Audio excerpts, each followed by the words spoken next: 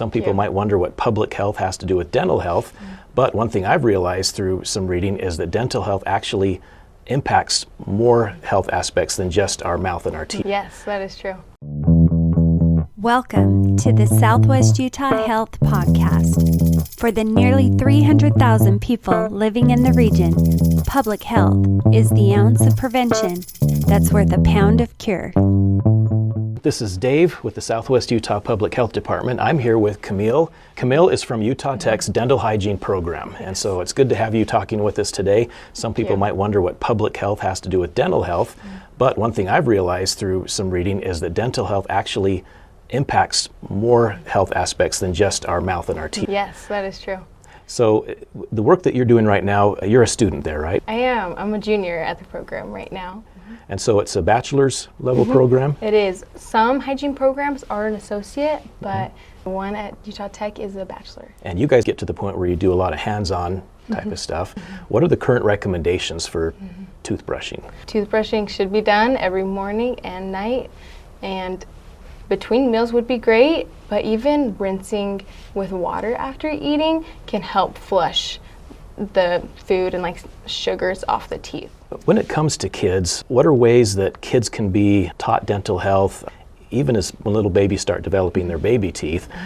A parent can take a clean washcloth and rub it along the gums to promote stimulation and blood flow and keep it clean. And after they have their first tooth erupting, then you can start with a very gentle toothbrush. You can buy a little toothbrush that goes on the finger, and then you can brush the kid's teeth. And then at what point are you teaching the kids to brush their own teeth? Once a kid can tie his or her own shoes, they can brush their own teeth, because every kid wants to be independent. They want to be able to do everything on their own once they're at that age, and so toothbrushing is another thing that they can do. So you're saying even before the first tooth erupts, you can stimulate the gums and cleanse them with the washcloth. I guess I didn't know that. My wife probably did. But and then starting them off with the parent brushing their teeth with a toothbrush that's put on the finger. And is it soft bristled?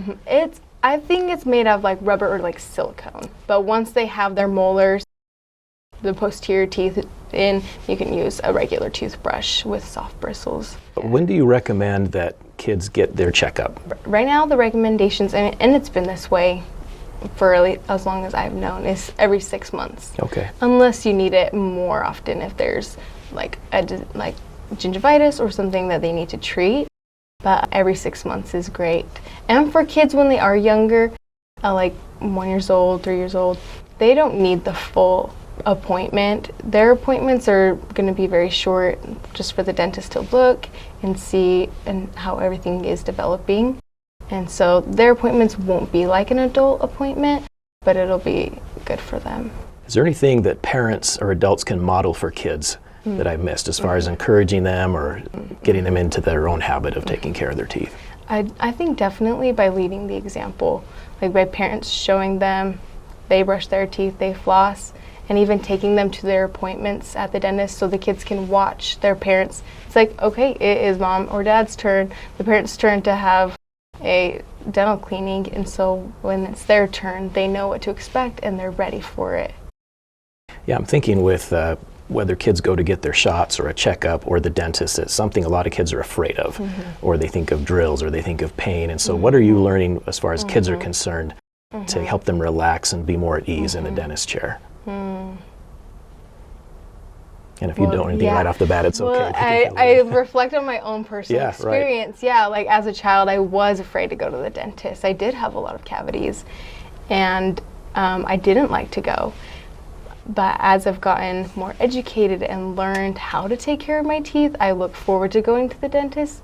So personally, that's why I came into the field, is so that I could educate people and children to have a better experience. I like that. One thing I noticed with my two sons recently that had really bad checkups and had multiple fillings, they've been very motivated for this past year to brush and floss their teeth every day. It was not a good experience. So, even one bad experience in a way can help them do something to make the next one better, where their goal is, I don't want cavities. We even had something in place, I don't know if maybe it depends on the family, where we even thought at some point of rewarding our kids if they didn't have any cavities. Not with candy or treats, but maybe a monetary award or a prize that if their checkup was good, we'd say, hey, good job. It means you've been brushing your teeth on a regular basis. Yeah, that is a great motivator. Like having a reward for doing good, I think is a great way to help your kids to stay on top of their dental care. Besides cavities, what other negative things or bad health conditions can come from poor dental hygiene? As you stated at the beginning, like the oral health can affect so much more than just the mouth. We're learning that it's a reflection of total body health. For example, someone with diabetes, they have diabetes and they get gingivitis, which is inflammation and like more negative bacteria in their mouth. That can make that worse. And also the health of mouth can make their disease diabetes worse. And really to kind of wrap things up too, for you, what are you enjoying about being in this program? I mean, is it what you thought it would be? Have you had any surprises along the way? Well, it's like a full-time job. It's like 8 to 5, 9 to 5, Monday through Thursday right now. And there's a lot of lectures, a lot of learning about really just learning the basics and then going into deeper levels of what dental hygiene encompasses completely. And then we have full days of clinic where we get to see patients and we're starting treatment plans and caring for our patients and learning how it will be like when we work out in private practice. And what are some options you can do with that? What are you looking at doing when you graduate? I'm super excited to work in private practice. I'm excited it will give me flexibility and give me the opportunity to be a mom and a provider together. There's other opportunities. You can become a teacher. But that's what I did learn starting the program. There are more options than just clinic. Okay. Yeah. But it sounds like you really like the idea of being in the dental profession when you graduate. You're wanting to go into private practice and keep going. Yeah. Well, thanks for being with us. We appreciate it. Thank you for having me. Yeah, you bet. It. And next we will have Mandy, who is an instructor with the dental hygiene program at Utah Tech University. How long have you been an instructor there? I've been an instructor for almost 4 years now. Okay. Yep. Do you know how long the program itself has been going at that university? I graduated from there way back when, and I graduated in 2008, and I think it started it was either 2000 or 2002, somewhere in there. Okay, so it's been around a while. It's got a good reputation. Good reputation. So you not only were a student there, but now you're an instructor there. What did you do in between? Did you go into practice of some kind? Went into private practice, and I have been in private, I still am in private practice. So almost 17 years now in private practice. And I imagine that's valuable to students that you're teaching them and you're in the profession. Yes. So you probably know some of the latest developments or things in every profession change, cutting edge type things. Graduating, I knew I wanted to be an instructor, but I also wanted to be an instructor that knew what I was talking about. Besides just what you learn in the books, I wanted to actually go experience it. So I knew long term that was what I wanted to go do, was get back into instructing after having experience. Okay, great.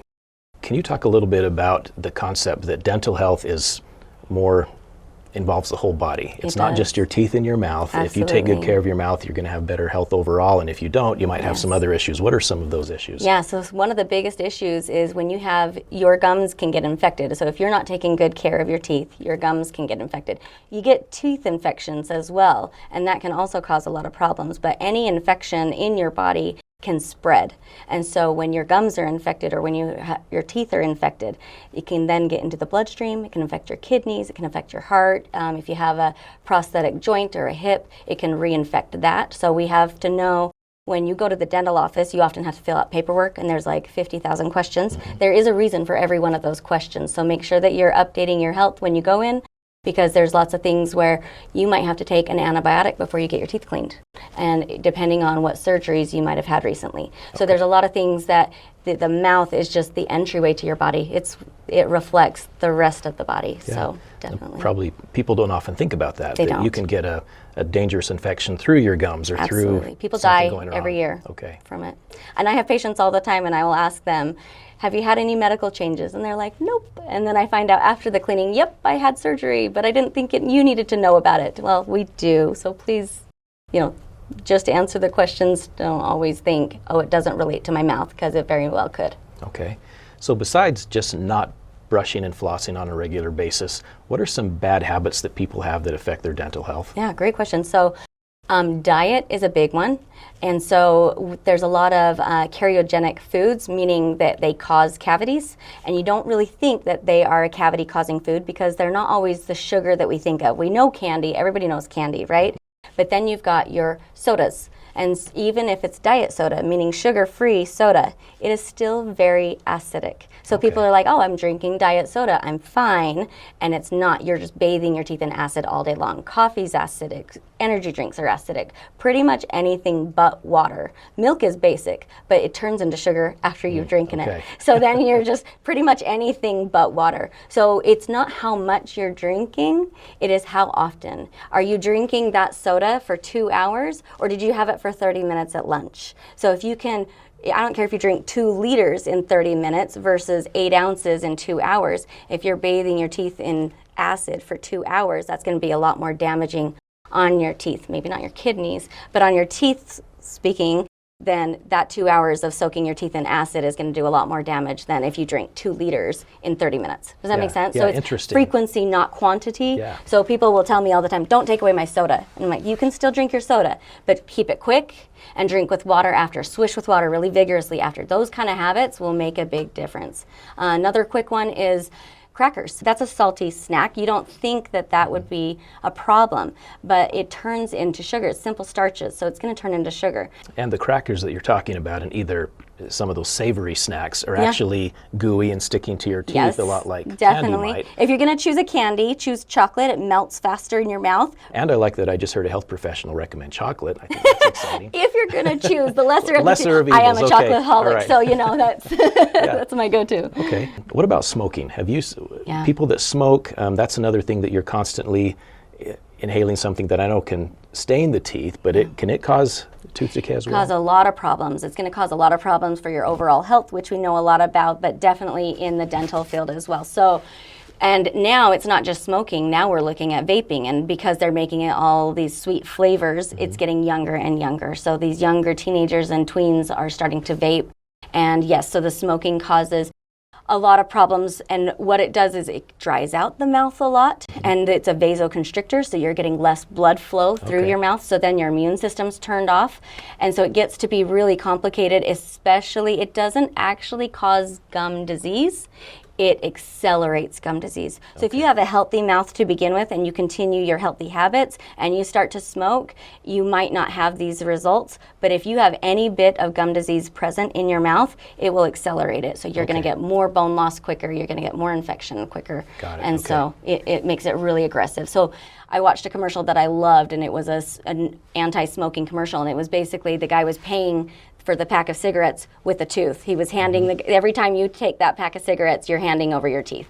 So another question would be, we as adults, we know better, we're supposed to have good habits, it's kind of up to us, but when we have babies or little kids, it's kind of up to the parents to coach them and teach them on their dental hygiene habits. So what are some things you found that have worked as far as parents helping their kids get into those habits? So I had a very strict dental home growing up for myself. My mom was amazing, and so she had strict rules. You talked about rewarding your kids. My mom made us pay. If we forgot to brush our teeth. Was out of your pocket? It was out of our pocket. So she had a jar, and if we forgot to brush our teeth, my older sister had to pay a quarter, I had to pay a dime, my little sister had to pay a nickel. And then we took that jar of coins, and if we had a cavity, that's what she used to pay for our fillings. But in my household, being a hygienist, my kids, I had my first daughter, and she was kind of giving me a little bit of trouble on not wanting to have her teeth brushed. And I says, not brushing is not an option. We can do this the easy way, or we can do this the hard way. And I basically one night laid her down and brushed her teeth, whether she wanted me to or not. And I says, now, if you will do it the easy way, I have a treasure box. And I did like a monetary thing. I had nickels and dimes and pennies in there. And basically, if she got 10, then she could go pick out a prize at the store, kind of a thing. And every night, she was like, okay. And she sat there and opened up her mouth wide, and I brushed her teeth because she wanted to get the prize. And so then she collected her coins, and then we went to the store. I think I gave her one prize. I think we took her to the store one time. After that, she slowly forgot about the treasure box. And then by the time baby number 2 came, she watched big sister sit down with her mouth open wide. My other kids did not give me trouble from there on out, so it was great. We talked about adults leading the example, and so I think having your kids watch you brush your teeth, having your kids watch you floss is a good, just being that example. Say, I did it, now it's your turn. When your kids start to hit 2 and 3, they can do a decent brushing job. And so you're thinking, oh, they're fine, but parents need to know they don't have the dexterity that you do. Right. So that's why Camille had brought up, if you have the dexterity to tie your shoes, you can have the dexterity to do a decent toothbrushing job. That does not include flossing. So parents, just know that you're in it for the long haul. Brush your kids' teeth until they're 5 or 6 years old, and then floss them from there on out until they're tweens and they can actually do a good flossing job. I think that's a good reminder for parents that even if the kid wants to, if they don't know how or have the dexterity, that's probably not doing a good enough job. Until that point, we need to get in there and brush their teeth for them. And you also need to not be overbearing and do it for them. So you brush for a minute, and then mom's turn to brush for a minute, or dad's turn to brush for a minute. Or you brush in the morning, I will brush at night. The cleanest is at night. We want to have them go to bed with the cleanest mouth possible. Now, do you have an opinion on the electric toothbrushes? I know with some of our kids, we had some of those that had a timer where they would go on for 2 minutes, so they were at least running around their mouths for 2 minutes. Is that 100%? Does it do a good job? I would definitely recommend an electric toothbrush for any child. Yeah. All right, good. So part of the program you have over there, there's an actual dental clinic where people can come in and get dental services for low cost. So if folks don't have dental insurance or they're underinsured, that's a great option that maybe they don't know about. Is it right on campus? It is off of the main campus. It's over by the hospital. It's in the Russell Taylor Health Science Building. The greatest part about it is if you have a lot of gum infection in a private practice setting, that could run you anywhere from $500 to $1,000. In private practice for me, a deep cleaning like that, if you have a lot of infection, is going to take me 4 hours to clean your mouth. Okay. For a student, it's going to take a lot longer. We break it up into multiple appointments. The students take a lot longer. You will be paying with your time versus paying with your money. Okay. It is much lower cost for you to come to our clinic and have that deep, especially if you have a deep cleaning. If you have a simple cleaning, it's also cheaper and it won't take you as long. But if you're one of those that has that deep cleaning that you need that done, this is a great place because you're not only going to get the discount, you are going to get the best cleaning that you could get. Wow. We're going to have the student working on you. We're going to have multiple instructors coming and checking you. We take x-rays and we do a whole workup of your mouth. So you're going to get a thorough job. If a person wants to come in there, do they need to call and make an appointment, or what's the best way for them to get? That is the best way. Call our clinic. We will actually not make an appointment. We will put you on a list, and we have 24 students that have availabilities. So when they need a patient, they go to that list. Okay. And when we have cancellations, so they will call up and say, I need you now, or let's schedule you in a week or two, or whatever it is. We even offer a night clinic.